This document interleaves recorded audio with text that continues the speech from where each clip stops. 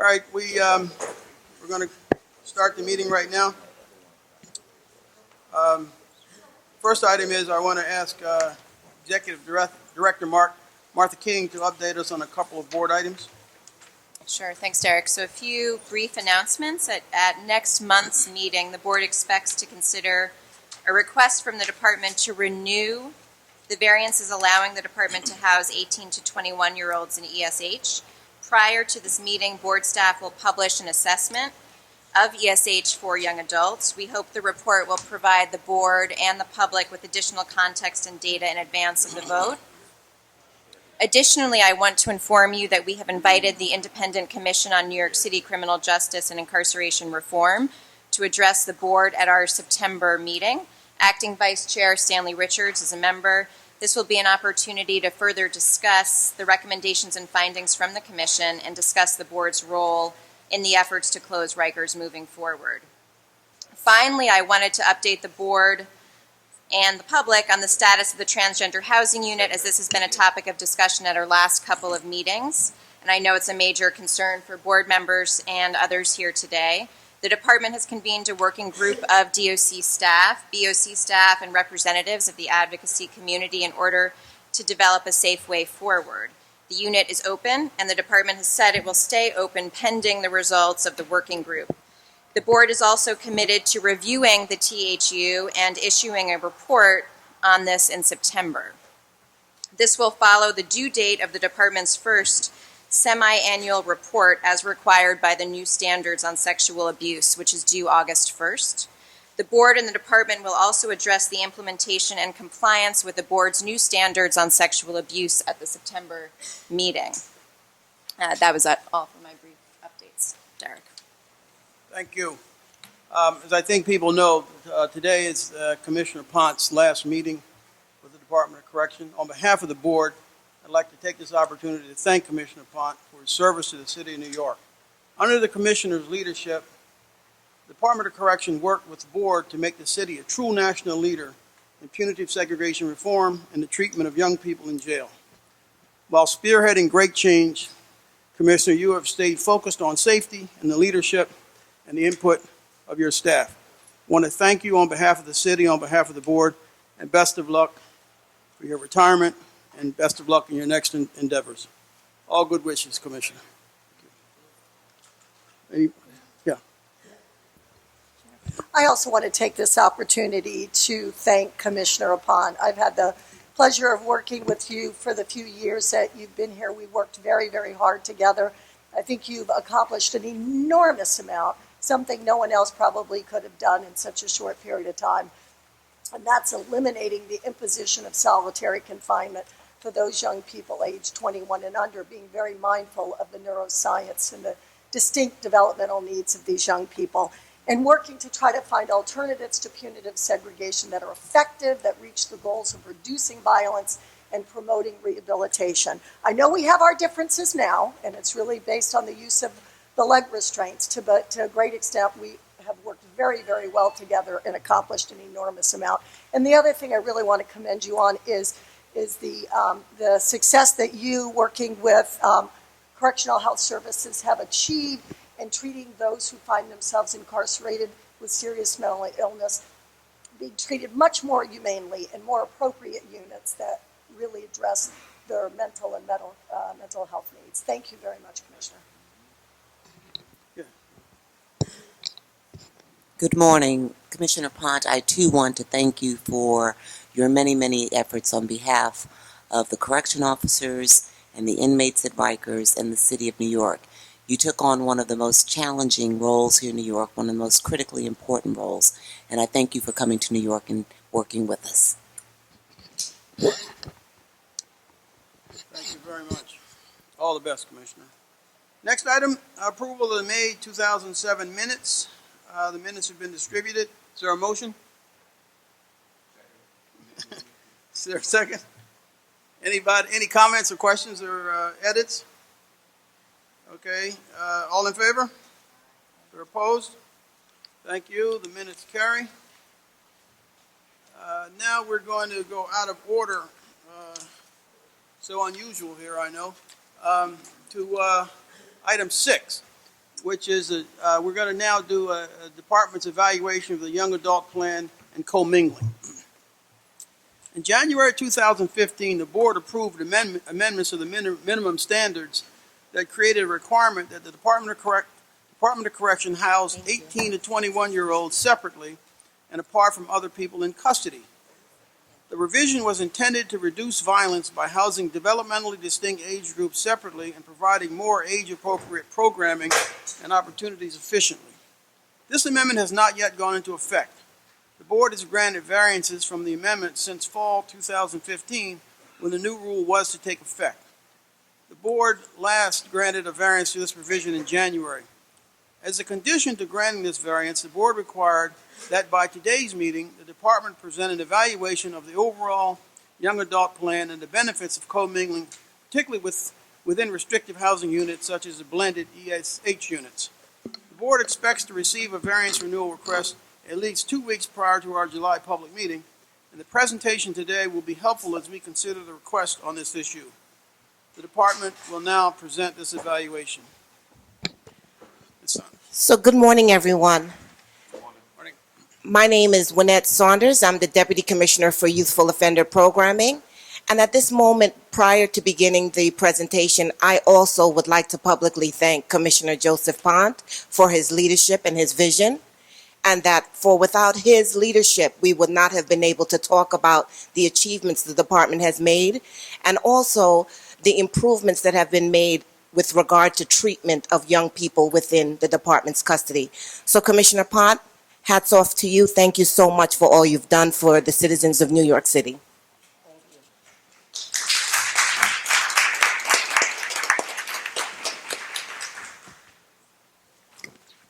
So as you may be aware, the department has created a 14-point anti-violence reform agenda that really addresses the needs of DOC and the individuals within its custody as well as its staff. And today, we're going to be touching upon a few of these as we discuss the young adult strategy.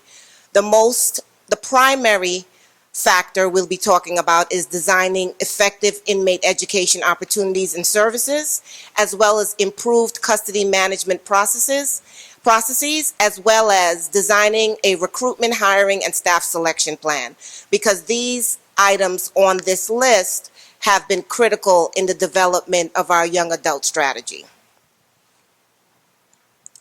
The mission of the Young Adult Plan has been to provide all young adults in the department's custody with a comprehensive, individualized, outcome-oriented jail and community-based services within a safe environment that is conducive to learning.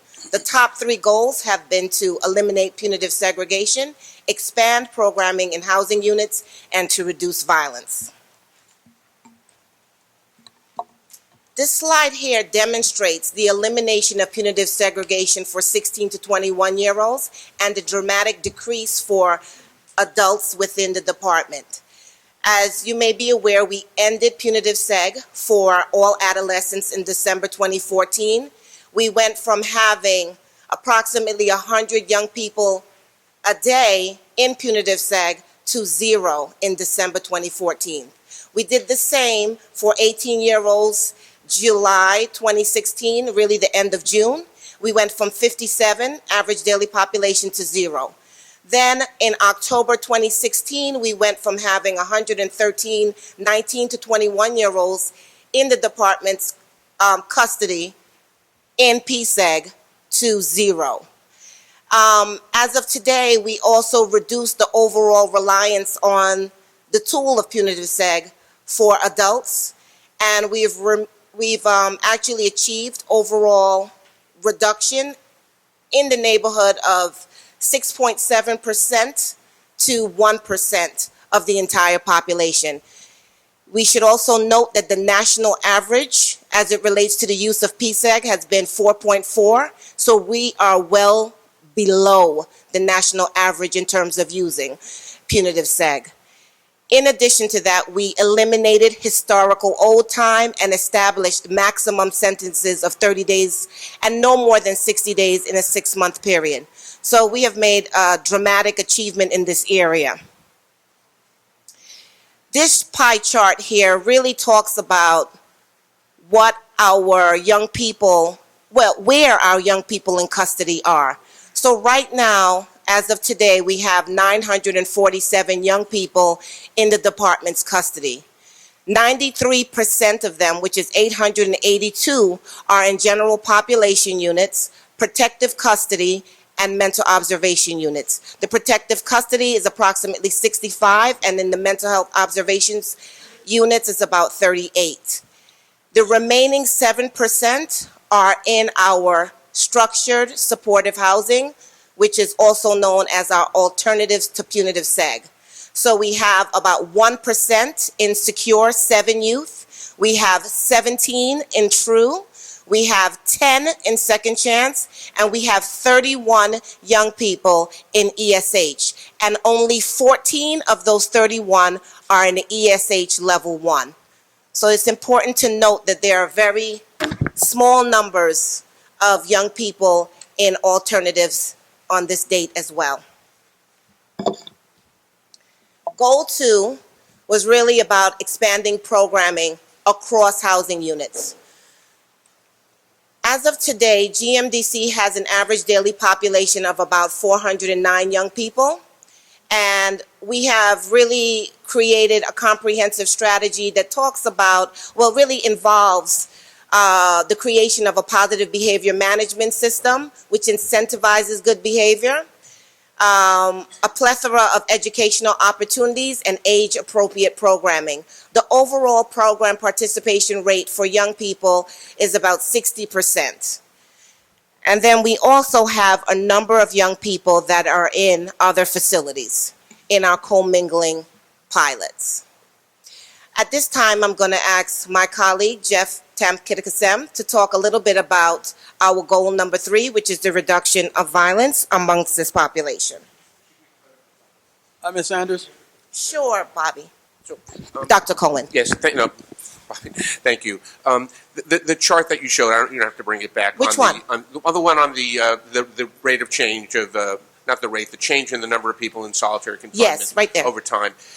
When back in the day, Yes. 25% of adolescents were in solitary confinement. 25%. I mean, even greater than all of this. But I'm going to ask you today, and this is a setup, but how many of the adolescents do in the various units that you have, of all the adolescents, 150 or so, who soon we hope will be off Rikers Island, how many of them are on restraint desks? Adolescents, there are no adolescents in restraint desks at this time. Because you don't need to use them?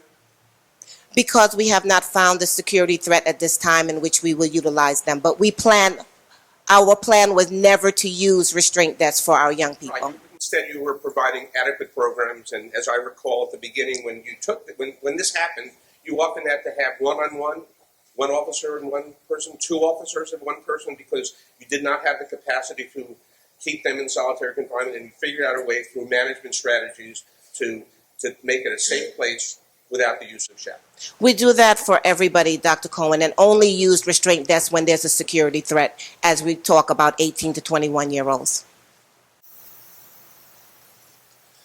Thank you.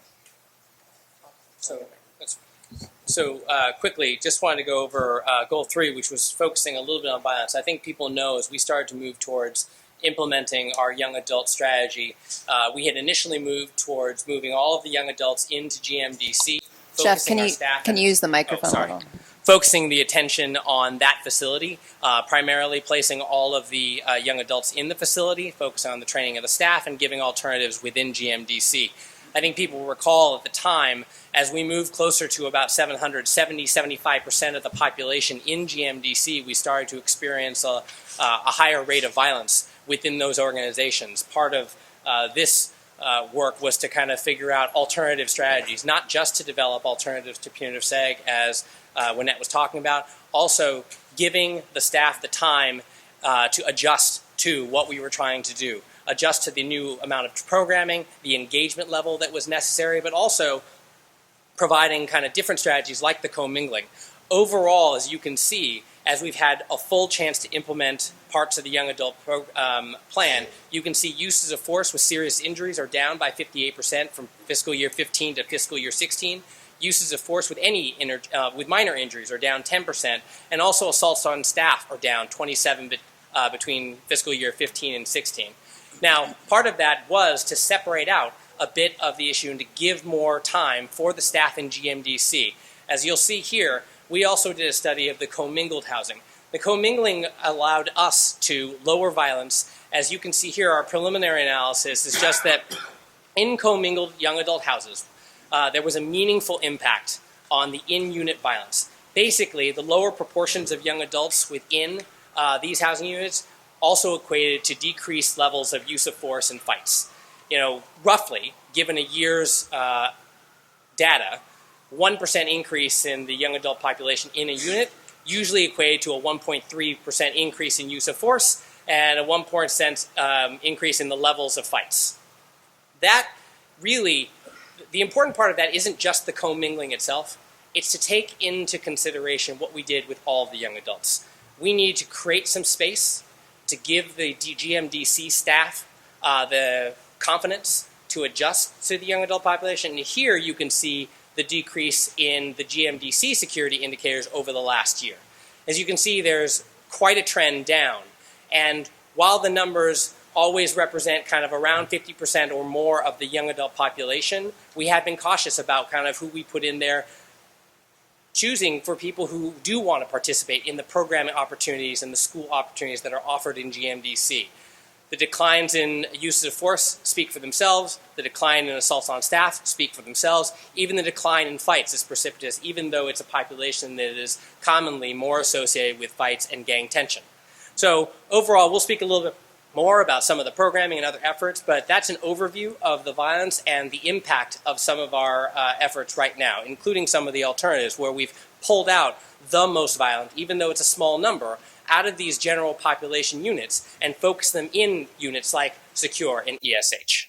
Just I have a few questions on it, it's still presented, but in terms of, you've now fallen under 50% of GMDC, and I do recall when you're trying to get up to 70 and 80, the violence shot up, but we also are aware there was some management issues there, right? I mean, let's be honest about that.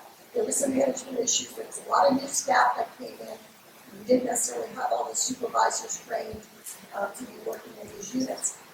And it was my understanding in working with Commissioner Cotton and team that the plan was always to use GMDC, and if we needed to also GRDC, to try to house the majority. Yes, We're absolutely. the majority now. Yes. To try to house the majority, being mindful of their distinctive developmental needs, and to try to give all young people the best shot at rehabilitation and reducing recidivism. You also have all the school programming there, you have the Peace Center, you have all the recreational facilities, and it's a place that I know firsthand you have succeeded in changing the culture. Yes. It is a youth-centric place. So when I look at the blended units, I see the blended units that are not GMDC, there are a lot of them, they're spread out all over now, Rikers. You don't have the youth-centric approach in all those units and facilities necessarily. You don't have all the programming and the education, and now you even have a lot of young people that are low classification, which would suggest that they're not at great risk of perpetuating such violence. So I don't understand why those young people, that we cannot take better advantage of what Commissioner Pond has succeeded in setting up. Yes, and Brian, absolutely. Commissioner Winnett, the entire department are committed to that. Just so you know, some of this is actually just based on renovation and construction issues. We have a 396 bed loss in GMDC right now because of fire safety and sewer projects, so we are not able to kind of get to the higher numbers right now. 396 beds down actually severely limits the overall number in GMDC. We are moving towards putting school in those places until we can move back to having a majority. I think if you've seen the numbers, we've slowly decreased, but part of that is actually just a logistical issue, not necessarily a choice to keep them commingled in other places, but we have, if you can look back, this bed loss has increased over time. So as we get that done through the fall, we'll start moving people back into GMDC as well. I mean, this is obviously singing the praises the We- way it is right now. Yes. Do you have a goal of what you think is manageable in GMDC for young adults that are? Certainly we had always thought that in the kind of 60 or so, I don't want to put a number to it, but all the low and medium-low classes were going to GMDC. Those who chose to participate in programming, in the more intense programming, were always going to be there. Those that had chosen not to, then there were considerations about keeping them within the commingled. If they were not going to engage in some of the program, then that would be an option for not having them GMDC. Question about that. You know, we all change our mind. We may say Sure. one day, today I don't want to do this, and the next day I do. Yeah. What system do you have in place to be able to go back to the young Yep. people, to encourage them, to transfer them, to give them those opportunities, especially if they have access and they see the young people participating? That could have a helpful benefit to them, say, gee, I want to do that too. But if they're kind of locked away with the older people who aren't getting these services, they may not even know what really exists. So there are a couple of different approaches, but I think the strongest approach is the fact that, I'm not sure if you're aware, because we've been really focused on adolescents and young people, but in general, under this administration, we've been able to increase the number of counselors overall for the adult population as well. So the adult population has about 70 counselors. We have about 75 in total that provide services to young people, and during that process, they always remind young people about the options that are available to them. So we use that as an opportunity for recruitment and discussion amongst this population. A question on the commingling. What percentage of the commingling, because it seems to be working, so how much, what's the formula that you're sort of using to commingle the units? Is it 20% young adults with adults, 40%, 50%, or is it just? It's usually less than 50%, but I have to get the exact average on what that percentage is. Yeah, Yeah. that would be helpful because Sure. it seemed like it's working, so Yeah. it might be a formula moving forward. Thank you. So this slide right here talks a little bit more about what's happening in GMDC. And it just talks about there's programming currently available in the 34 housing areas with young people, 3 hours daily, 5 days a week. The plans for expansion to 5 hours daily are underway. Custody management model changes have occurred, which includes the utilization of program counselors to facilitate programming. And we're also using a collaborative programming model in which we work very closely with our contracted providers, H&H and DOE, to really provide and support young people throughout their incarceration. Can you just give a quick summary of what the programming, subject matter, what the programming, Aha! Gotcha there. All right. So the next, I thought you might ask that. So the next slide here really talks about some of the primary areas in which we try to focus our programming on, because it really addresses and is responsive to criminogenic needs aimed to support behavior modification during incarceration and reentry into the community. So these are just 7 areas, but there are other areas we focus on, but restorative justice, leadership development, violence intervention, conflict resolution and mediation, physical fitness, mindfulness, education, and dramatic arts. And then that's just a sample of the current providers that we currently use. And there are many, many more, but I just wanted to give you a list of some of the consistent programming partners. So of course we have DOE, of course we have H&H, we have Friends of Allen Academy, who are our reentry network. We have Columbia University, we have Manhattan College, we have St. Christopher Ottilie, SCO of Families, we have Stella Adler, we have St. John's University, we have ICANN, we have the Horticultural Society. So that's just a sample of our current providers and partners who currently work with us as we proceed through our mission.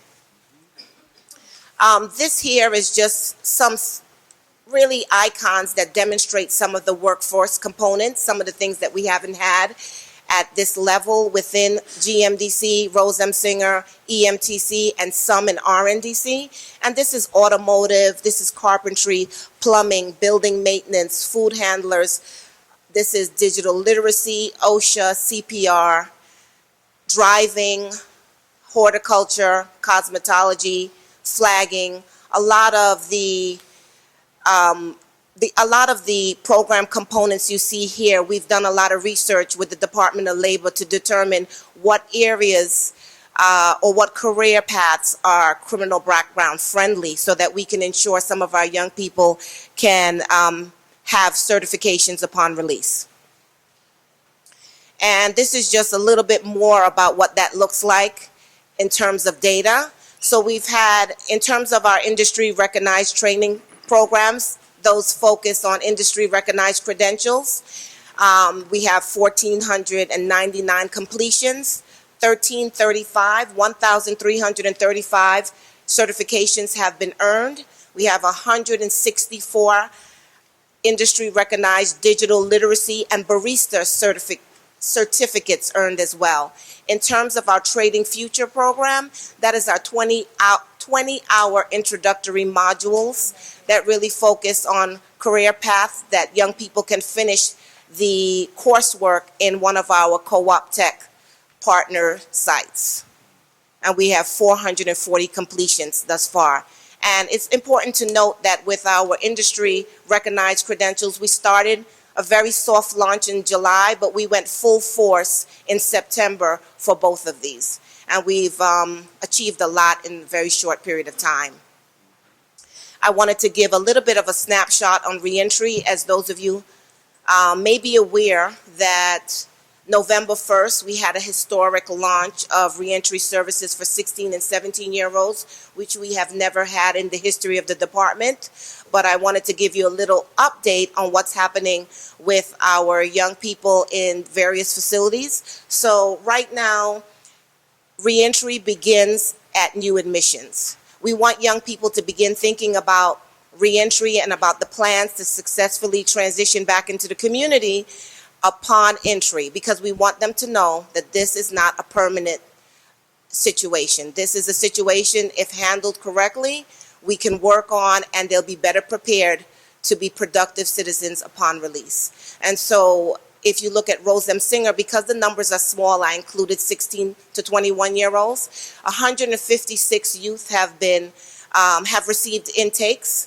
60 of those 156 have been discharged, and 30 of those young people have remained engaged in the community. So it's 50% of the young people that have been released from Rose M. Singer have been engaged with our provider, which is very promising preliminary results. For EMTC, we've had 123 young people who received intakes. 36 of those youth have been discharged into the community, and 75% of them, which is 27 young people, have remained engaged upon discharge. In GMDC, we've had 149 youth who received intake from our Friends of Island, and 33 have been discharged, and 26 of the 33 have remained engaged with reentry. As you know, our reentry program is attached to an evaluation. It's a demonstration project. So after the 3-year period, we'll have more results and more analysis with regard to its impact. I just wanted to point out a few different things that were pretty dramatic. In 2014, we had an average of a budget focused on young people that was $250,000. And due to the leadership of Commissioner Pont and the support from Mayor de Blasio, we now have $19 million that we can utilize to really support young people during incarceration and upon release. In addition to that, in 2014, we had approximately 2 providers that worked with us that were focused solely on youth. And as of today, for our 18 to 21-year-olds, we've worked with 32 service providers that are focused and consistent with regard to working with our young adult population. And this chart right here just really lays out the major achievements of our young adult plan. One, of course, is the elimination of punitive seg. You can see the before and after. The elimination of cell study. All young people, regardless of their status, have the opportunity to attend school and receive those educational services out of cell. The staff to young adult ratio has been reduced dramatically. Prior to Commissioner Pont's arrival, we had 1 to 50. And now we have 1 to 30 or 1 to 25 based on classification. And numbers are much smaller if we talk about young people who are in our structured supportive housing. We talked about the funding. The funding has increased dramatically. We can do much more if we have appropriate funding to support this population. The number of providers we have increased dramatically as it relates to working with providers who are focused on 16 to 21-year-olds. The number actually rises to 50.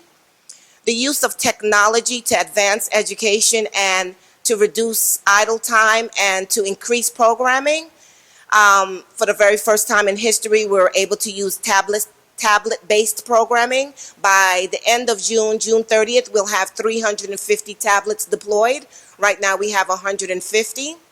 Our reentry services in 2014 was only focused on high-risk adults. Now, reentry services are available for all adolescents and young adults in EMTC, GMDC, RNDC, and Rose M. Singer, regardless of risk level. The DOC-funded career and technical educational opportunities did not exist in 2014.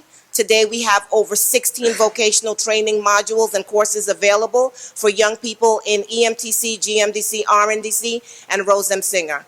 And the average hours of enhanced programming prior to 2014 was solely dependent on volunteers and our 2 providers, and it was approximately 1 hour.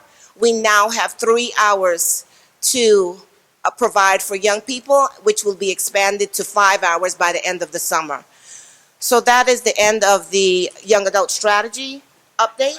I'd just like to also add one thing, because if Wynnette's going to take the opportunity, I'll take the opportunity. But I also want to thank Jeff, you want to talk into the mic? Sorry, yeah. I also want to thank the Commissioner, and I want to make a point on this because I think it's important for a lot of the discussions that we're having, which are the more difficult conversations. This impacts the majority of the young adults. The impact on the violence, the impact on our ability to offer programming, educational services, because we did not take a one-size-fits-all approach.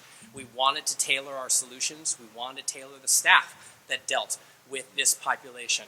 But it also meant doing it safely, and that has hit road bumps, and we have kind of moved towards that path with the board, but it has been difficult conversations. We are not done, but part of the effort has been to remove some of the more persistently violent and the concerns we have in terms of security, while still offering them the programming, the school, and the engagement we feel that is necessary to actually move from what was formerly a one-size to a more incentive-based engagement model.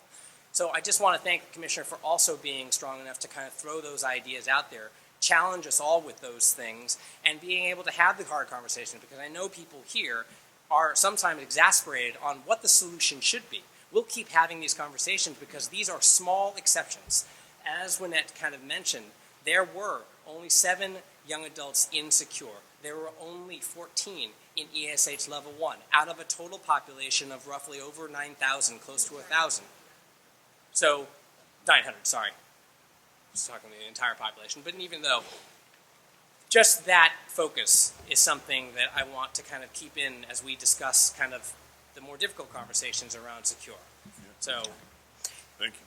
So I just want to use this as an opportunity because I know I had commented about Commissioner Ponce's elimination of solitary confinement. But the other really huge success is the young adult planning, which to a great extent has been a huge success, and having a lot more programming, a lot more appropriate housing, changing the culture of the experience of the young people. But I do, because what we will be talking about Secure, but I think the issue that many of us are struggling with, and I am really struggling with it, is the use of leg restraints for school. So I'd like to take a few minutes to talk about that now.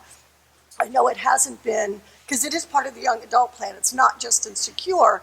I didn't see it in any of the directives, the Secure nor the Young Adult Enhanced Supervision Directive, but I did learn by visiting these units over the last several months that it's come to my attention now that every young person from the age of 18 to 21 that is placed in Secure, please correct me if I'm wrong, I hope I'm wrong, but it's my information that every young person between the age of 18 to 21 who wishes to exercise his right to go to school, and he does have a right to go to school, had he not finished his GED or gotten the diploma, that to exercise that right, they must go into leg restraint. And they must go into leg restraint in the secure, and they must go into leg restraint in the young adult enhanced supervision. And it's also come to my attention, which I recently learned, is that in the young adult entry unit, which the board had approved, and it was on the condition that it was going to be 7 hours of lockout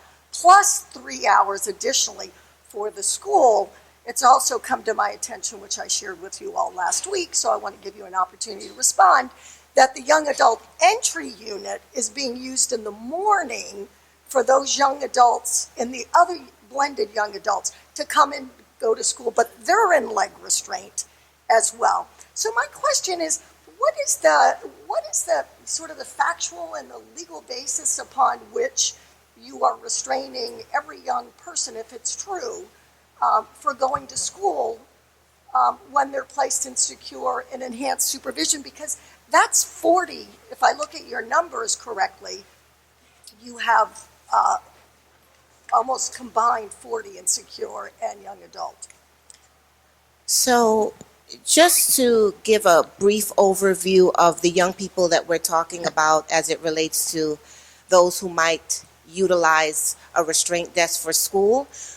In ESH, 100% of those young people are young people who have slashed or stabbed someone or have committed a serious assault that resulted in serious injury either to staff or one of their peers. Because of the propensity for violence at the time at which they're placed in that unit, if they're going to school and it's going to be a mixed population, we wanted to provide a safe environment for young people to attend school. So all young people would be in a restraint desk in ESH during school because it's a mixed population. We wanted to make sure that all young people, regardless of wherever they were in ESH, had an opportunity. And so because of that, you cannot have some restraint and some not. That applies to all levels or just level 1? So if a young person from level 3, which we don't have that, wants to go to school and they're going to go to school with level 1 young people, everybody will be in restraint so that everybody is safe. We can't have some people not restrained and some people restrained. We actually have 2 sessions in which we have young people attending school, and both sessions are mixed. Both sessions are what? Are mixed with all the different SRGs, with people who have just committed a recent crime, who may not have, that kind of thing. Okay, so what is the due process that, I understand when you're placed in the young adult entry unit, which has leg restraint as part of its protocol, that you have a due process that considers the use of leg restraint. But if the young people are now in level 2, 3, and 4, and they wish to exercise their right to go to school, then they must agree to go into leg restraint. But what's the due process that's afforded them? I'll let Heidi talk about due process, Judge, but just as a context, I mean, I think we have to understand we have had credible, and I think we've showed the board some videos where people have at their desks attempted to slice and slash another student because of the requirement to go to school, we don't control. We try to control the mix as much as possible, but limited space requires us, particularly for this population that is particularly violent. For example, of the 30 or so people who have actually gone through secure, there were over 300 uses of force, 29 slashings, 68 assaults on staff on that population. Those are people who already have a history of violence, and so trying to kind of engage them, provide them the schooling in a safe setting that is enclosed in some ways with teachers and officers, we don't control that mix. So a lot of that decision is based on the fact that they have a previous history, and we need to make sure that they're safe. Obviously, there are safety concerns we have about the slashings and the attacks as well, which we have to address. How do you talk about due process? So most of the individuals who have been adjudicated for placement in ESH1, they have been adjudicated specifically for out-of-cell time in a restraint desk, including participation in this school. Many of the individuals who have been placed in ESH 2, 3, and 4 have also been adjudicated for enhanced restraint status or red ID status. So that may very well be part of that adjudication process. We would have to double check, but mostly given the reasons for placement in ESH generally, usually those individuals have been adjudicated for red ID status and enhanced restraint. So that's what I have to submit about So due you're using that process. basis, because they're in level 2, 3, and 4, which means they can be out in the day room for 7 hours with their colleagues without being restrained. But you're That's using true. that basis. They're allowed to be out in the day room, but if they want to go to school, they have to be in restraint. And do you know whether when we looked at the numbers in terms of education for secure, but I don't know what the numbers are in young adult, it demonstrated that only about 20% young adults who are qualified and able or would qualify for school, that only 20% are going. Have you been able to ascertain whether that's because the young people don't want to be restrained? So two things. We need to get together to talk about the percentage, but I believe the percentage is higher. But in addition to that, some of our young people, not many, but some of them already have their task, and even in those cases have decided to attend school for their high school diploma. So I'm not really sure of the factor that you're discussing or saying that maybe they don't want to go to school because they're in restraint desk. I haven't come across that at this time.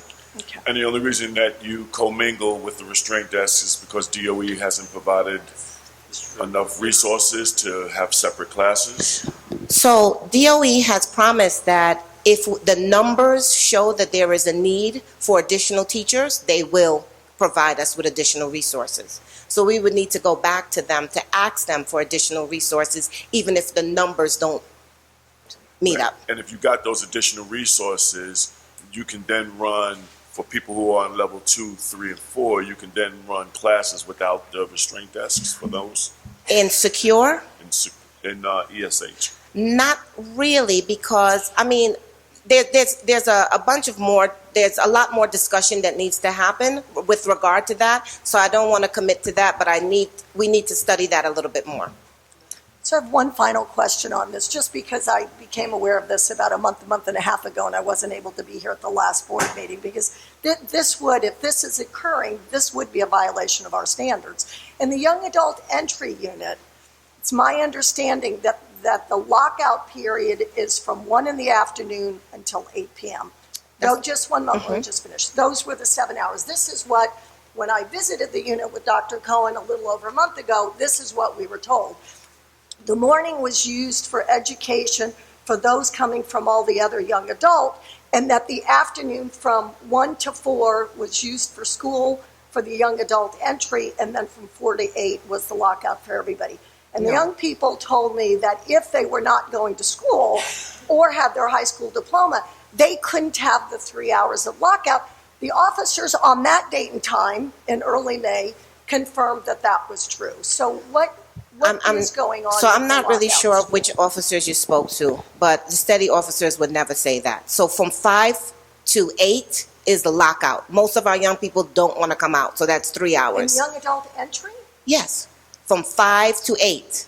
And then from 8, there are 2 sessions of school, 8, I believe, to 8, 9, 10, 11, then 12, 1 to 2:30, I believe it is.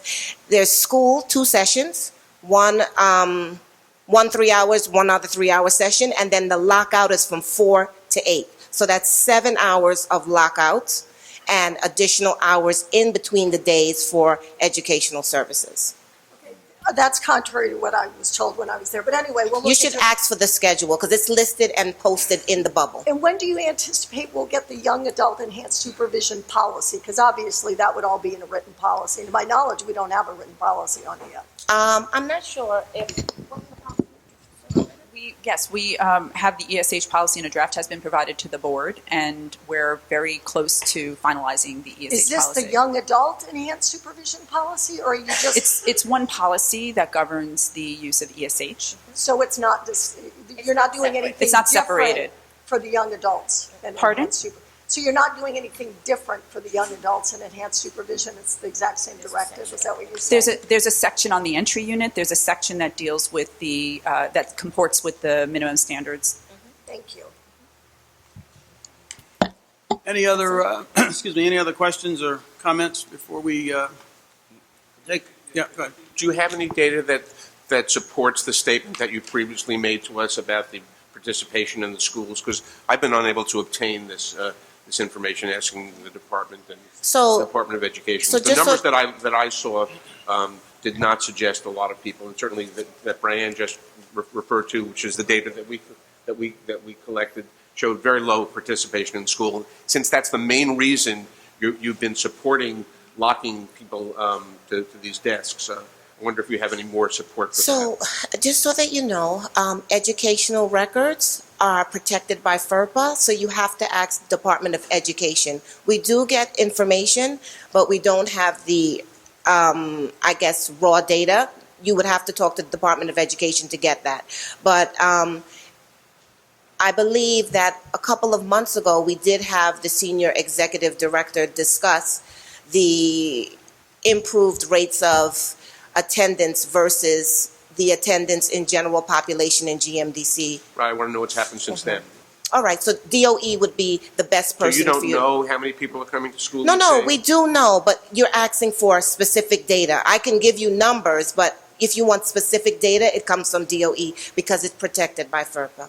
But you can give us the data that you have, that Yeah. you've generated yourself. Yeah, we have the data of people who attend school. And the one thing I need to share about school is that enrollment, young people will enroll for school, and if they enroll for school, we have to be ready to provide the opportunity for them to go. So if they wake up today and say, I don't want to go today, it is their prerogative. No, I understand that, but you've come to the board and said, this is a great program restraining people to the desk because it I didn't improves actually learning. say that. Because it improves learning, because it improves participation. It makes people come to school I who would actually not didn't say otherwise that. come to I school. actually didn't say that. I talked Really? about I'm- the restraint desk being utilized as a tool to provide programming safely, but I didn't say that it's a great think- program. Yeah, okay, so I think what Dr. Cohen is saying is that you did come forward and you said that you saw that with the use of restraint desks, more students were attending That is school. accurate, and So what this really relates to is the question, when you say that you can't provide us with data,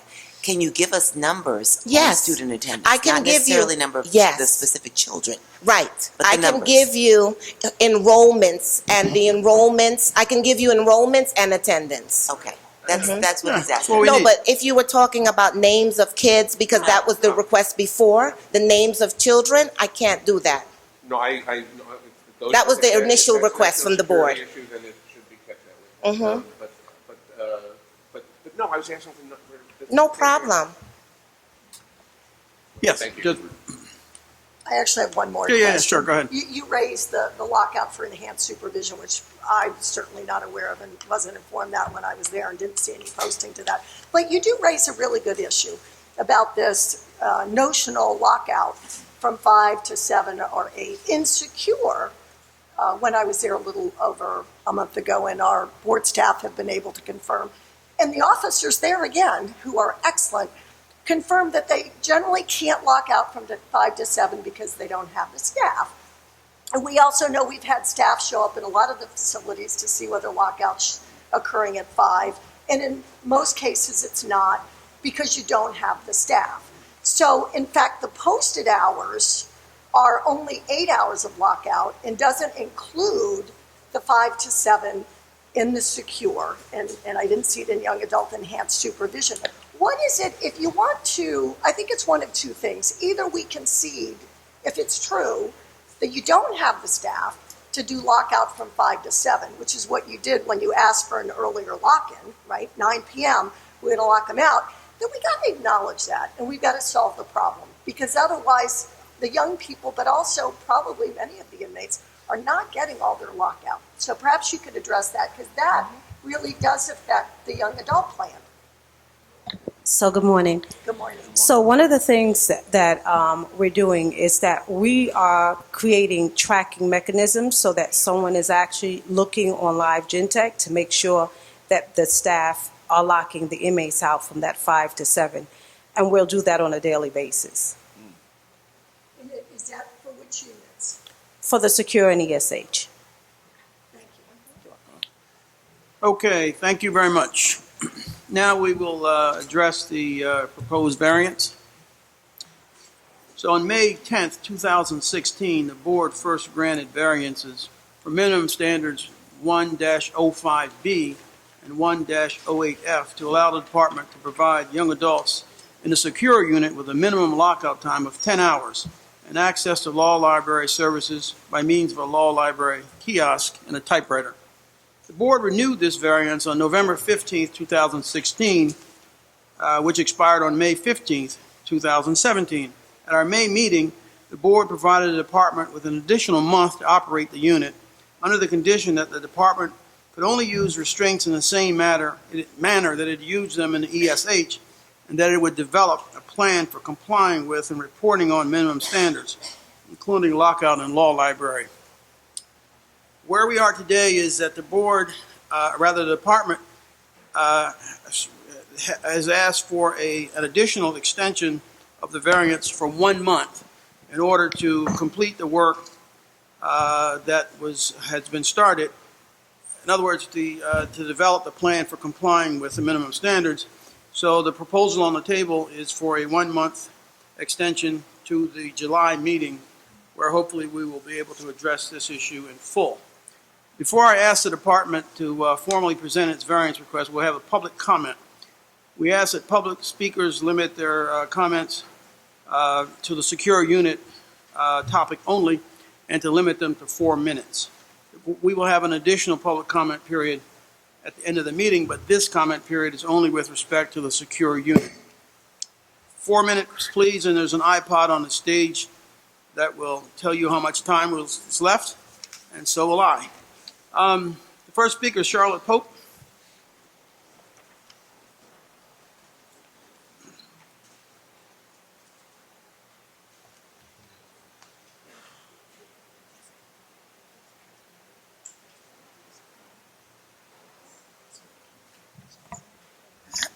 Good morning. My name is Charlotte Pope. I'm with the Children's Defense Fund New York. We submitted comments last week on the June 5th variance, but also have some concerns with the recently posted directive. The revised June 7th variance does not mention restraints, while the June 5th variance only briefly referred to desks, stating, quote, "The department has not adjudicated any young adult for placement in a restraint desk during out-of-cell time in the designated quad." The directive also does not mention restraint use other than the desk, and it does not mention the quads, only classroom settings. We ask that the board require the department to report on the use of any restraints, including but not limited to restraint desks, and report on all areas, including but not limited to the quad. In the department's June 5th written variance request, it is stated that young adults' behavior and actions within the unit can result in the imposition of additional restrictions. I understand that that phrase is not present in the June 7th variance, but the directive uses the words imposition of additional restrictions, including that any incoming and outgoing non-privileged correspondence shall be read. We would appreciate greater clarity on what all of the additional restrictive options being referred to in the directive are or can be. We're also concerned by the long list of placement criteria and the inclusion of occurrences while in department custody or otherwise incarcerated, and ask that the board limit the scope of criteria. We ask that the adjudication captain's review that includes consideration of the time that has elapsed since the occurrence of the activity is made more clear, as we don't know how or in what way that information is being considered. The combination of the use of confidential testimony with what seems like the unlimited power of the adjudication captain is unsettling. According to the directive, the adjudication captain is able to sentence a young adult to secure in instances where the young adult is found not guilty, thereby counteracting any attempt to offer meaningful hearings. We ask that all young adults are granted a hearing facilitator that can serve as an advocate and not limit that resource to the small set of circumstances listed. The circumstance, quote, "For any other reason the young adult is unable to prepare a defense," we think should apply to all young adults due to the complexity of this process and the restrictive nature of the unit. Thank you. Thanks very much. The next speaker is Alex Abel.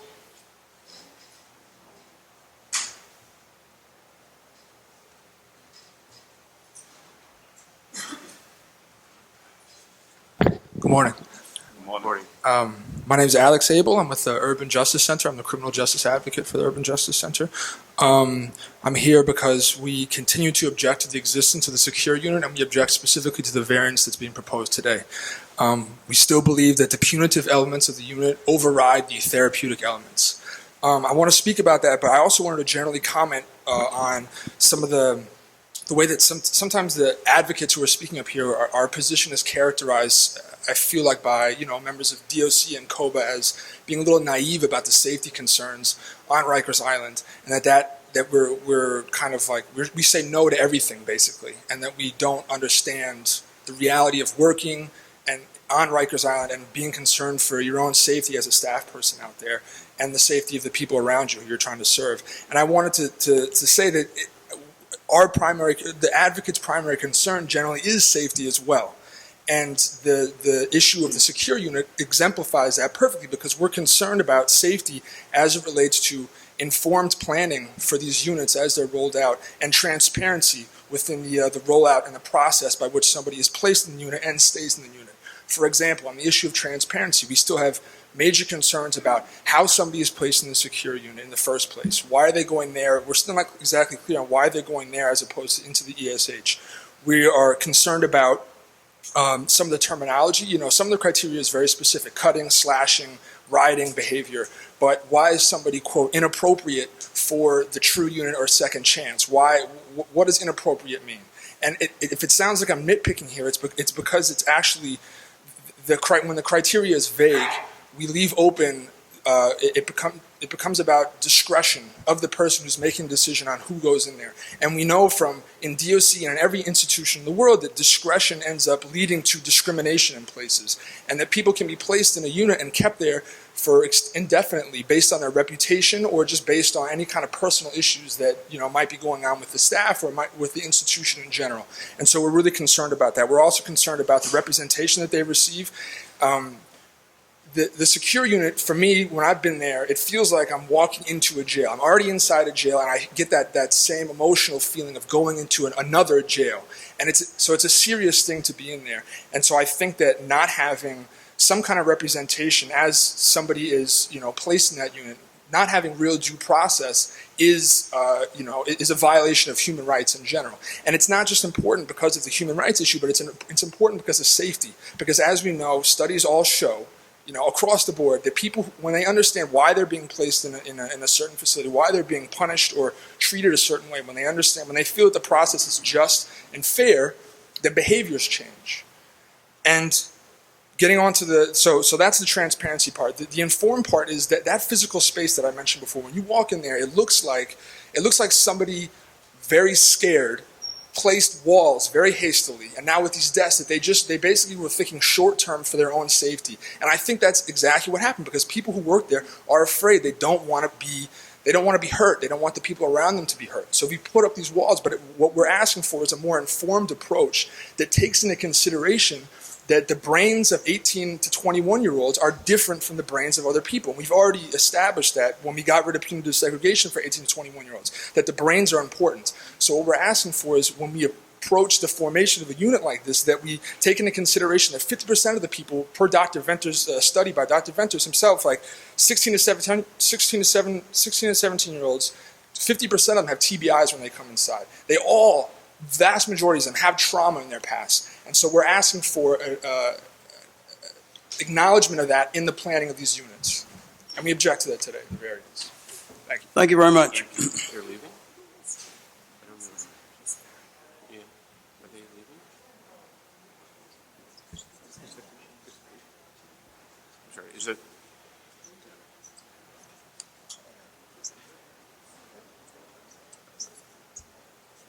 I'm sorry. We asked the Public Relations Department. Is the department leaving the meeting? Well, I don't know. Something happened. Yeah. We can continue the meeting, but we have a security issue here, and we may be called upon to evacuate the building. But let's continue until that happens. That's all I know. So, Cecilia Lou Weiner. This is about us. I don't know, they got him out the building. Catherine Frizzell.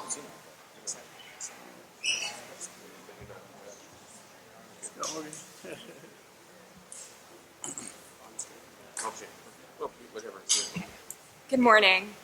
I'm a member of the Jail Advocacy Coalition and a staff attorney at Children's Rights, a national nonprofit that protects the rights of children nationwide. Since 1995, Children's Rights has served as a national watchdog organization fighting to protect and defend the rights of young people because we believe that children and young people have the right to the best possible futures. In the variance request, it was reported that there are 20 young adults in Secure currently enrolled and participating in school, and that 10 of these young adults had not previously been enrolled in school during their incarceration. These young adults, who are only out of cell 10 to 14 hours per day, may have incentive to attend school. They want to progress out of Secure, and perhaps by attending school, they see a way out. The same cannot be said for young people in ESH. Young adults in ESH levels 3 and 4 are not restrained outside of school, but they are held in restraint desks during school. Clearly, there's an incongruity inherent in this policy that we ask the board to address as soon as possible. We ask the board to disallow the use of restraint desks for ESH levels 3 and 4 on young adults who choose to attend school. According to the DOC, ESH is a progressive and safe management approach designed to promote progress through rehabilitation. At the completion of each level, young adults are to earn additional privileges. We're now asking that the board align DOC practices with the ESH's stated purpose. Consistent with the stated aims of ESH, disallowing the use of restraint desks in levels 3 and 4 would provide positive incentives to young adults in level 1. We're particularly concerned about this because of the lack of clarity regarding movement through ESH and Secure levels. What we know about this is that it has been reported that some young adults are remaining in ESH and Secure for long and even indefinite amounts of time. In fact, the average length of stay in each respective Secure phase is 107.8 days with a median stay of 97.5 days.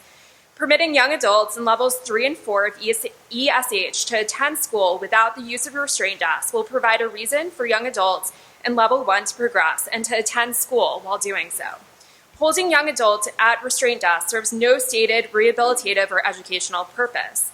While we understand that there is a heightened need for security among staff at Rikers as compared to regular DOE schools, there is also a paucity of data supporting the effectiveness of such procedures to improve behavior in school settings generally.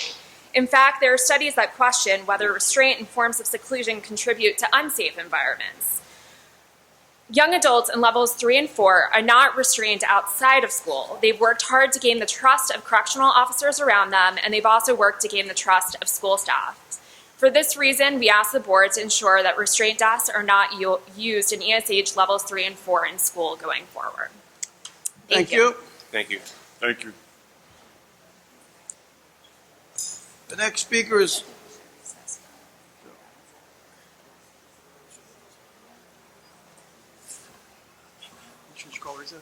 okay, we're going to recess for now. Thank you. See if we can gain some more information about the security issue.